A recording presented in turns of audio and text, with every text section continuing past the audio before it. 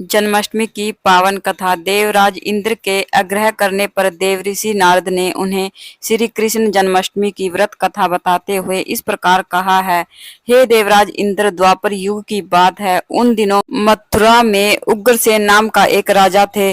स्वभाव से तो वह बहुत ही सीधे साधे थे। यही कारण था कि उनके पुत्र कंस ने ही उनका राज्य हड़प लिया और स्वयं मथुरा का राजा बन बैठा। कंस की एक बहन थी जिसका नाम देवकी था। कंस अपनी बहन देवकी से बहुत प्रेम करता था। देवकी का विवाह वासुदेव से तय हुआ। विवाह संपन्न होने के बाद कंस स्वयं ही रथ हाँकते हुए अपनी बहन देवकी को उनके ससुराल छोड़ने के लिए तैयार हुआ। स्कंद पुराण के अनुसार जब वह अपनी बहन को छोड़ने के लिए जा रहा था, तभी एक आकाशवाणी हुई कि जिस बहन को वह इतने स्नेह से विदा करने स्वयं जा रहा है, उसी बहन का 8वां पुत्र ही तेरा वध करेगा। यह सुनते ही कंस क्रोधित हो गया तथा देवकी और वासुदेव को मारने के लिए जैसे ही आगे बढ़ा, तभी वासुदेव ने आगे बढ़कर कहा कि वह देवकी को कोई नुकसान ना पहुंचाए। वह स्वयं ही देवकी की 8वीं संतान को कंस को सौंप देगा। इसके बाद कंस ने वासुदेव और देवकी को मारने के बजाय कारागार में डाल दिया। कारागार में डालते ही देवकी ने कुछ समय बाद एक एक करके 7 संतानों को जन्म दिया। कंस ने सभी को एक एक करके जमीन पर पटक कर मार दिया। इसके बाद जैसे ही देवकी फिर से गर्भवती हुई, तभी कंस ने कारागार का पहरा और भी कड़ा कर दिया। अब तो कंस को इतना भय लगने लगा कि उसने कारागार के भीतर के दरवाजों में बड़े बड़े मजबूत ताले लगवा दिए। दरवाजों के बाहर दैत्यों और राक्षसों को पहरेदारी के लिए नियुक्त कर दिया। कंस हर प्रकार से अपने प्राणों को बचाने का प्रयास कर रहा था। एक समय सिंह राशि के सूर्या में आकाश मंडल में जलाधारी मेघों ने अपना प्रभुत्व स्थापित किया। भाद्र मास के कृष्ण पक्ष की अष्टमी तिथि को घनघोर अर्ध रात्रि थी। उस समय चंद्रमा भी वृष राशि में था। रोहिणी नक्षत्र बुधवार के दिन सौभाग्य योग से संयुक्त चंद्रमा की आधी रात में उदय होने पर आधी रात के उत्तर एक घड़ी जब हो जाए तो श्रुति स्मृति पुराणों युक्त फल निस्संदेह प्राप्त होता है। इस प्रकार बताते हुए देवऋषि नारद ने देवराज इंद्र से कहा, ऐसे विजय नामक शुभ मुहूर्त में श्री कृष्ण का जन्म हुआ और श्री कृष्ण के प्रभाव से उसी क्षण कारागार के दरवाजे स्वयं ही खुलते चले गए। द्वार पर पहरा देने वाले पहरेदार राक्षस सभी मूर्छित हो गए। देवकी ने उसी क्षण अपने पति वासुदेव से कहा, हे स्वामी, आप निंद्रा का त्याग कीजिए और मेरे इस पुत्र को गोकुल में ले जाइए। वहां इस पुत्र को नंद गोप की धर्म पत्नी यशोदा को दे दीजिए। उस समय यमुना जी अपने पूरे उफान पर थी। यमुना जी में भीषण बाढ़ आई हुई थी, किंतु जब वासुदेव जी बाल कृष्ण को एक सूप में लेकर यमुना जी को पार करने के लिए यमुना जी में उतरे, तो उसी क्षण कान्हा जी के चरणों का स्पर्श होते ही यमुना जी अपने पूर्व स्थिर रूप में आ गई। किसी प्रकार वासुदेव जी गोकुल पहुंचे और नंद बाबा के घर में प्रवेश करके उन्होंने अपना पुत्र तत्काल उन्हें दे दिया। उस समय यशोदा मैया गहरी नींद में थी, तो उन्होंने कन्या को उनके पास से उठाया और अपने नवजात पुत्र को कन्या की जगह पर रख दिया और वापस मथुरा में लौट आए। प्रातःकाल होने पर जब सभी राक्षस पहरेदार निंद्रा से जागे, तो कंस ने द्वारपालों से पूछा कि अब देवकी के गर्भ से क्या हुआ है, इस बात का पता लगाकर मुझे बताओ। द्वारपालों ने कंस की आज्ञा को मानते हुए जब कारागार में जाकर देखा कि वहां देवकी की गोद में एक कन्या थी, जिसे देखकर द्वारपालों ने तुरंत ही कंस को बताया, किंतु कंस को तो उस कन्या से भी भय होने लगा। इसलिए वह स्वयं कारागार में गया और उसने देवकी की गोद से कन्या को छीन लिया और उसे एक पत्थर की चट्टान पर जैसे ही पटकने वाला था कि वह कन्या उसी क्षण श्री हरि की माया से आकाश की ओर चली गई और एक दिव्य ज्योति के रूप में बदल गई। उसने कंस से कहा, हे दुष्ट, तुझे मारने वाला तो गोकुल में नंद बाबा के घर में उत्पन्न हो चुका है। उसी से तेरी मृत्यु भी सुनिश्चित है। मेरा नाम तो वैष्णवी है। मैं संसार के कर्ता भगवान विष्णु की माया से उत्पन्न हुई हूँ।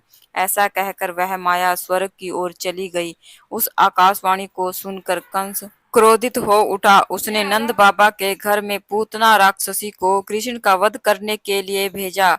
किंतु जब वह राक्षसी श्री कृष्ण को स्तनपान कराने लगी तो श्री कृष्ण ने उसके स्तनों से ही उसके प्राणों को खींच लिया और वह राक्षसी कृष्ण कृष्ण कहते हुए मृत्यु को प्राप्त हो गई। जब कंस को पूतना की मृत्यु का समाचार मिला तो उसने कृष्ण का वध करने के लिए बारी बारी से केसी नामक दैत्य को अश्व के रूप में, उसके बाद अरिष्ट नामक दैत्य को बैल के रूप में भेजा, किंतु यह दोनों भी श्री कृष्ण के हाथों मृत्यु को प्राप्त हो गए। इसके बाद कंस ने कालख्या नामक दैत्य को कौवे के रूप में भेजा, किंतु वह भी श्री कृष्ण के हाथों मारा गया। अपने बलवान राक्षसों की मृत्यु के आघात से कंस अत्यधिक भयभीत हो गया। उसने द्वारपालों को आज्ञा दी कि नंद बाबा को तत्काल मेरे सामने उपस्थित किया जाए। द्वारपाल नंद बाबा को लेकर जब उपस्थित हुए तो कंस ने नंद बाबा से कहा कि अगर तुम्हें अपने प्राणों को बचाना है तो पारिजात के पुष्प लेकर आओ, अगर तुम नहीं ला पाए तो तुम्हारा वध निश्चित है। कंस की बातों को सुनकर नंद जी ने ऐसा ही होगा कहा और अपने घर की ओर चले गए। घर आकर उन्होंने सारी बात अपनी पत्नी यशोदा जी को सुनाई, जिसे भगवान श्री कृष्ण भी सुन रहे थे। एक दिन श्री कृष्ण अपने मित्रों के साथ यमुना नदी के किनारे गेंद खेल रहे थे और अचानक स्वयं ही गेंद को यमुना नदी में फेंक दिया। यमुना में गेंद को फेंकने का मुख्य उद्देश्य यही था कि वे किसी भी प्रकार पारिजात पुष्पों को तोड़कर ले आएं, इसलिए वे एक कदम्ब के वृक्ष पर चढ़कर यमुना में कूद पड़े। कान्हा जी के यमुना में कूदने का समाचार श्रीधर नामक गोपाल ने जाकर भागते हुए यशोदा मैया को सुनाया, जिसे सुनकर यशोदा मैया नंगे पांव ही दौड़ी दौड़ी चली आई और यमुना नदी के किनारे आ पहुंची। उन्होंने यमुना जी से प्रार्थना करते हुए कहा, हे यमुना मैया, अगर मैं अपने बालक को देखूंगी तो भाद्रपद मास के रोहिणी युक्त अष्टमी का व्रत अवश्य करूंगी, क्योंकि दया दान सज्जन प्राणी ब्राह्मण कुल में जन्म, रोहिणी युक्त अष्टमी, गंगा जल एकादशी, गया श्रद्धा और रोहिणी व्रत, यह सभी अत्यंत दुर्लभ व्रत हैं। हजारों अश्वमेघ यज्ञ, सहस्त्र राजसूय यज्ञ, दान तीर्थ और व्रत करने से जो फल प्राप्त होता है, यह सब भाद्र मास के कृष्ण अष्टमी के व्रत करने से प्राप्त हो जाता है। यहाँ तक का वृतांत जानने के बाद देवराज इंद्र ने देवऋषि नारद से कहा, हे मुनियों में श्रेष्ठ देवऋषि नारद, यमुना नदी में कूदने के बाद उन बाल रूपी कृष्ण ने पाताल में जाकर फिर क्या किया, यह संपूर्ण वृत्तांत भी मुझे बताइए। नारद जी कहने लगे, नारायण नारायण, हे इंद्र, पाताल में उस बालक से नागराज की पत्नी ने कहा कि तुम यहाँ क्या कर रहे हो, कहाँ से आए हो और यहाँ आने का क्या प्रयोजन है। अगर तुम्हें कुछ चाहिए तो यह कंगन, मुकुट और मणियों का हार लेकर अपने घर वापस चले जाओ, क्योंकि इस समय मेरे स्वामी शयन कर रहे हैं। अगर वे उठ गए तो फिर तुम्हें डस लेंगे। नागपत्नी की बातें सुनकर श्री कृष्ण कहने लगे, हे कांते, मैं किस प्रयोजन से यहाँ आया हूँ, वृतांत भी मैं तुम्हें सुनाता हूँ। समझ लो, मैं कालिया नाग के मस्तक को कंस के साथ द्वित में हार चुका हूँ और वही लेने मैं यहाँ आया हूँ। बाल कृष्ण की इस बात को सुनकर नाग पत्नी अत्यंत क्रोधित हो उठी और अपने सोए हुए पति को उठाते हुए कहने लगी, हे स्वामी, आपके घर यह शत्रु आया है, इसलिए अब आप इसका वध कर दीजिए। अपनी स्वामिनी की बात सुनकर कालिया नाग अपनी निंद्रा को त्याग कर जाग पड़ा और बाल कृष्ण से युद्ध करने लगा। कुछ देर तक युद्ध करने के बाद भी श्री कृष्ण ने कालिया नाग को इस युद्ध में पराजित कर दिया। अब कालिया नाग भी भली भांति जान लिया, जिनसे मैं युद्ध कर रहा हूँ वे तो साक्षात भगवान श्री हरि के अवतार श्री कृष्ण जी हैं। इसलिए उन्होंने श्री कृष्ण के चरणों में साष्टांग प्रणाम किया और पारिजात से उत्पन्न बहुत से पुष्पों को मुकुट में रखकर श्री कृष्ण को भेंट दे दिया। जब श्री कृष्ण चलने को तैयार हुए तो कालिया नाग की पत्नी कहने लगी, हे स्वामी, मैं कृष्ण को नहीं जान पाई। हे जनार्दन, मंत्र रहित, क्रिया रहित, भक्ति भाव रहित मेरी रक्षा कीजिए। हे प्रभु, मेरे स्वामी, मुझे वापस दे दीजिए। तब श्री कृष्ण कहने लगे, हे सर्पिणी, दैत्यों में जो सबसे बलवान है, उस कंस के सामने मैं तेरे पति को ले जाकर छोड़ दूंगा, नहीं तो तुम अपने घर को चले जाओ। अब श्री कृष्ण कालिया नाग के फन पर नृत्य करते हुए यमुना जी के ऊपर आ गए। फिर कालिया की फंकार से तीनों लोग कंपायमान हो गए।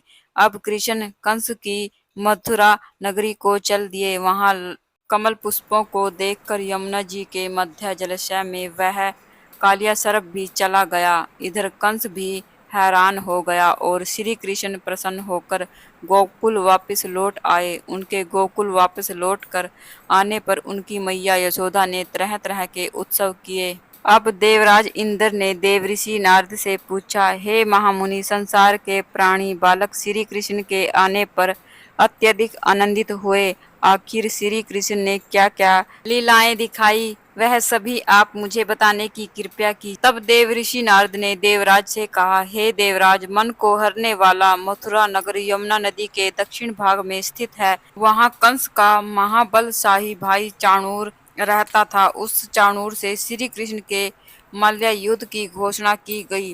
हे इंद्र, श्री कृष्ण और चाणूर का मल्ल युद्ध अत्यंत आश्चर्यजनक था। चाणूर की अपेक्षा कृष्ण बाल रूप में थे। भैरी, शंख और मृदंग के शब्दों के साथ कंस और केसी इस युद्ध को मथुरा के जनसभा के बीच में देख रहे थे। श्री कृष्ण ने अपने पैरों को चाणूर के गले में फंसाकर उसका भी वध कर दिया। चाणूर की मृत्यु के बाद उनका मल्ल युद्ध केसी के साथ हुआ। अंत में केसी भी इस युद्ध में भगवान श्री कृष्ण के द्वारा मारा गया। केसी की मृत्यु के बाद मल्ल युद्ध देख रहे सभी प्राणी श्री कृष्ण की जय जयकार करने लगे।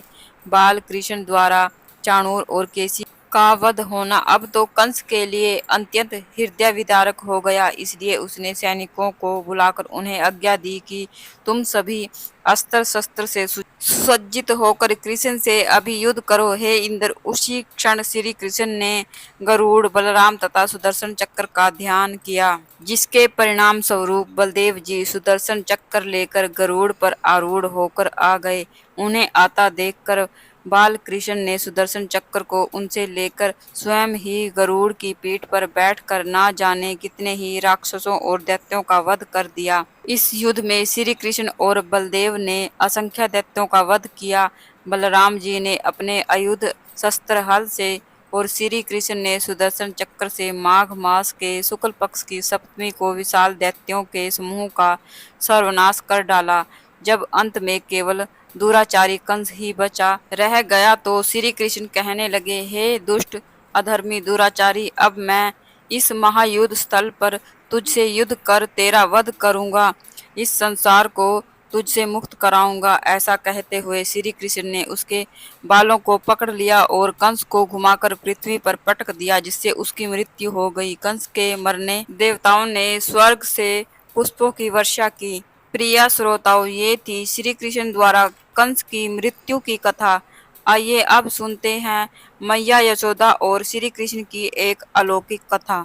एक बार यशोदा मैया प्रभु श्री कृष्ण के उल्हानों से तंग आ गई और छड़ी लेकर श्री कृष्ण की ओर दौड़ी। जब प्रभु ने अपनी मैया को क्रोध में देखा तो वह अपना बचाव करने के लिए भागने लगे। भागते भागते श्री कृष्ण एक कुम्हार के पास पहुंचे। कुम्हार तो अपने मिट्टी के घड़े बनाने में व्यस्त था, लेकिन जैसे ही कुम्हार ने श्री कृष्ण को देखा तो वह बहुत प्रसन्न हुआ। कुम्हार जानता था कि श्री कृष्ण साक्षात परमेश्वर हैं। तब प्रभु ने कुम्हार से कहा कि कुम्हार जी, आज मेरी मैया मुझ पर बहुत क्रोधित हैं। मैया छड़ी लेकर मेरे पीछे आ रही हैं। भैया, मुझे कहीं छुपा लो। तब कुम्हार ने श्री कृष्ण को एक बड़े से मटके के नीचे छिपा दिया। कुछ ही क्षणों में मैया यशोदा भी वहां आ गई और कुम्हार से पूछने लगी, क्यों रे कुम्हार, तूने मेरे कन्हैया को कहीं देखा है क्या? कुम्हार ने कहा, नहीं मैया, मैंने कन्हैया को नहीं देखा। श्री कृष्ण ये सब बातें बड़े से घड़े के नीचे छुप कर सुन रहे थे। मैया तो वहां से चली गई। अब प्रभु श्री कृष्ण कुम्हार से कहते हैं, कुम्हार जी, यदि मैया चली गई हो तो मुझे इस घड़े से बाहर निकालो। कुम्हार बोला, ऐसे नहीं प्रभु जी, पहले मुझे 84 लाख योनियों के बंधन से मुक्त कराने का वचन दो। भगवान मुस्कुराए और कहा, ठीक है, मैं तुम्हें 84 लाख योनियों से मुक्त करने का वचन देता हूँ, अब तो मुझे बाहर निकाल दो।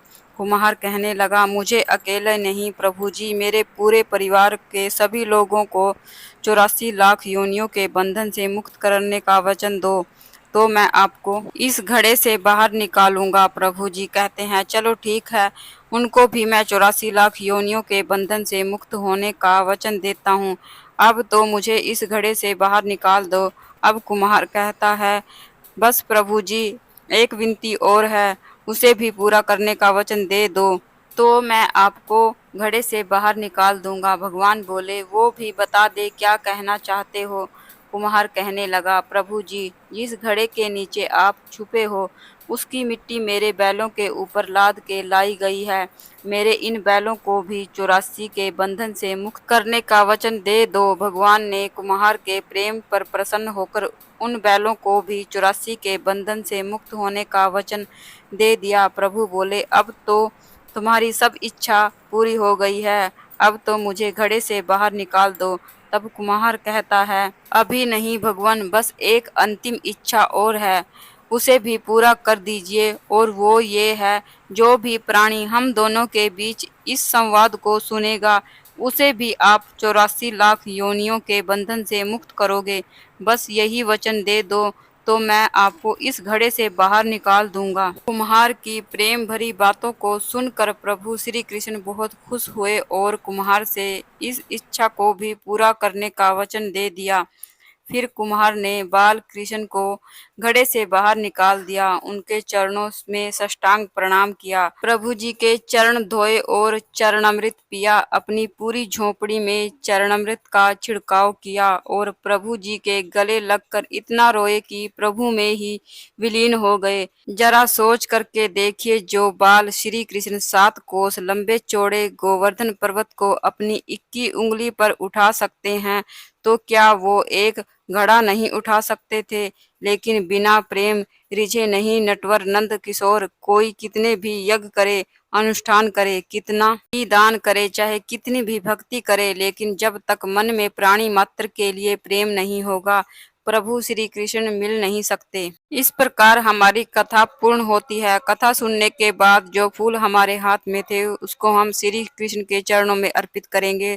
थोड़े से फूल हम जल के लोटे में डाल देंगे और जो जल का लोटा है उसको हम सूर्य देव को अर्घ देंगे। इस तरह से हमारी कथा और पूजा पूर्ण होती है। एक बार प्रेम से बोलिए, जय श्री कृष्णा, राधे राधे। अगर आपको ये रोचक कथा पसंद आई हो तो ऐसी ही और रोचक कथाएं सुनने के लिए मेरे चैनल को सब्सक्राइब कीजिए। तो फिर मिलते हैं एक और नई कथा के साथ, तब तक के लिए राधे राधे।